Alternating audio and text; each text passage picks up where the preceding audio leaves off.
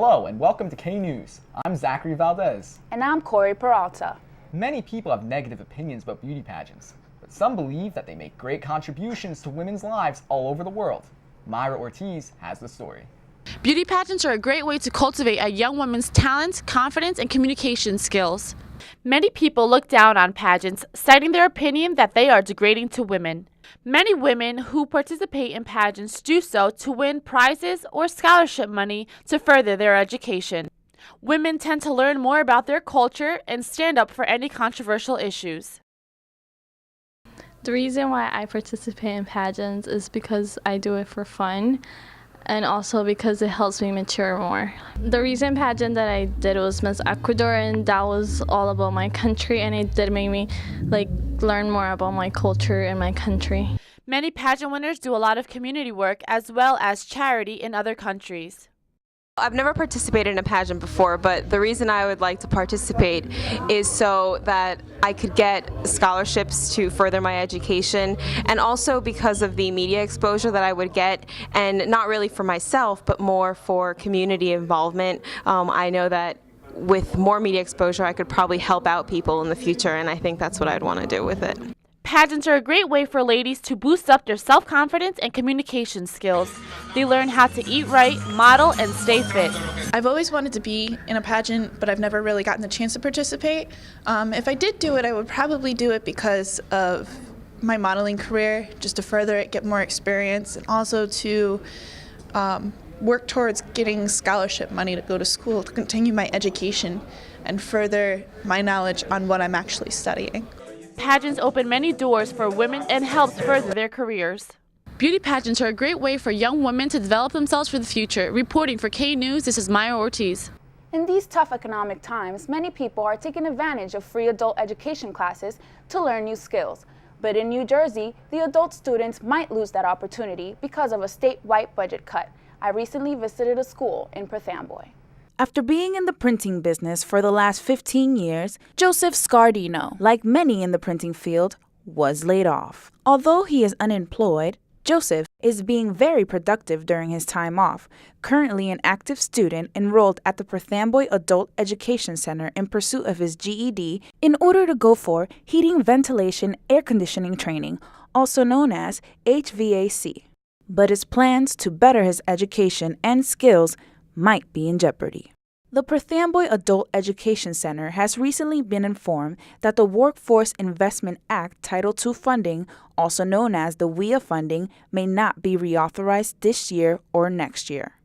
The WIA Title II provides supplemental funds to adult basic education, high school subjects, ESL, citizenship, English literacy, and civics education, thereby enabling adults to become employable, productive, responsible citizens, and family members. WIA's funding helps keep the workforce moving. Without WIA funding and the workforce moving, where would these people go? They'd be remaining in the same job forever and ever, or when they lost their job, they would have no hope to get something else.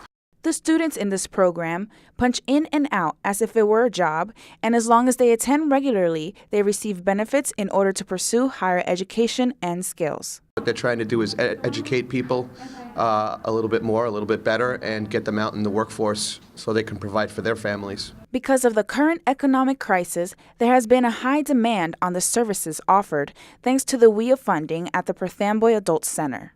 If it was cut, it would be detrimental to the city and to the state and to the nation as a whole.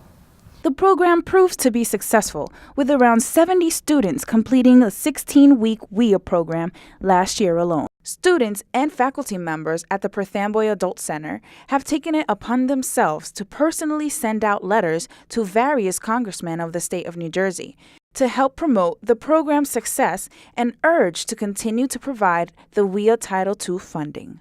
Joseph Scardino keeps positive and states that no matter what the outcome may be, he will still continue to pursue his HVAC training by doing whatever it takes to provide for his loved ones. With the proper funding, the adult school's mission is to provide a diverse population of learners with opportunities to improve their academic skills, develop a desire for learning, and reach a maximum potential as parents, workers, and citizens. This is Corey Peralta for K News. A 14-year-old boy was recently killed when he tried to cross a highway in Old Bridge, New Jersey. Correspondent Valbona Pahumi reports on this tragic story. I'm standing here next to the roadside memorial of John Thomas Ench. John and two of his friends were riding their bikes across Route 18 on November 6, 2009, when John was fatally struck by a moving vehicle. It was around 7 p.m. when Ench was struck by the oncoming car. He was also wearing dark clothing, which may have made it difficult for him to be seen. There were pedestrian overpasses a few hundred feet away from the accident. Why did the young boys choose to take a dangerous path? I spoke to a teenage boy from the Foxborough Village community located between Route 9 and Route 18 in Old Bridge, New Jersey. Do you often cross major highways when riding your bike? Yes. Do you realize the dangers there is when you cross these major highways? Yes, that's why I use crosswalks now. I take the bus every morning to work. I live right across the street at Pine Gate. It's a little scary, especially in the morning because of the traffic, because there's no walkway for us commuters, so I have to make sure that I look both ways before I cross this highway. Will there ever be a safe way to cross major highways?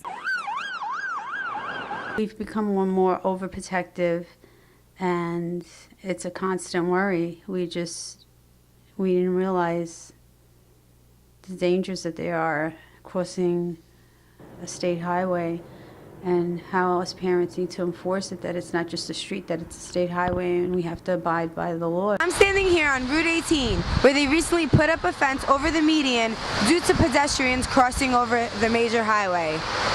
Will this fence help prevent future tragedies from occurring? Reporting for K News, Valbona Pahumi. In a stressful world, having a hobby can be a great way to blow off some steam. Some hobbies are more unique than others. Tim Disbro reports.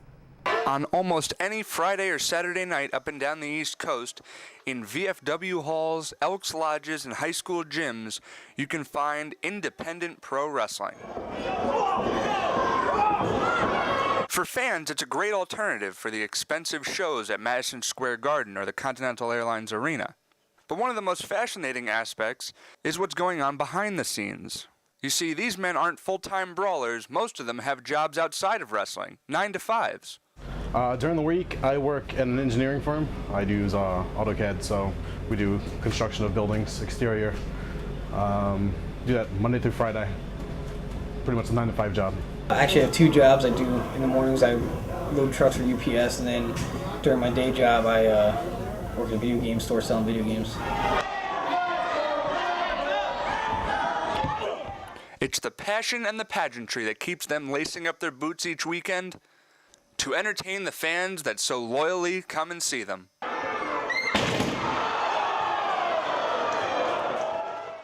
Tim Disbro, K News. We all know how firefighters serve their communities in times of peril, but how do they connect with local residents? I had the opportunity to visit a local fire company and watch some volunteer members in action. When accidents and disasters occur, firefighters are called upon for help. In Howell Township, New Jersey, members of the volunteer fire company are ready to respond at a moment's notice. We represent 64 square miles. We do all kinds of calls. We're 100% volunteer. No one here is paid. By serving their community, volunteer members have excellent opportunities to accelerate their personal and professional development. It does take a lot of time, but it's very rewarding going to somebody's house and helping somebody out. In addition to their service, the volunteer members seek to connect with their community through fundraising activities and events that bring people together. Within the Adelphia Fire Company, the Ladies Auxiliary plays a key role in establishing and maintaining the bond between volunteers and community members. The Ladies Auxiliary primarily run fundraising activities throughout the year to support the fire company. We run the different parties for the firemen's children throughout the year, Halloween, Easter, Christmas.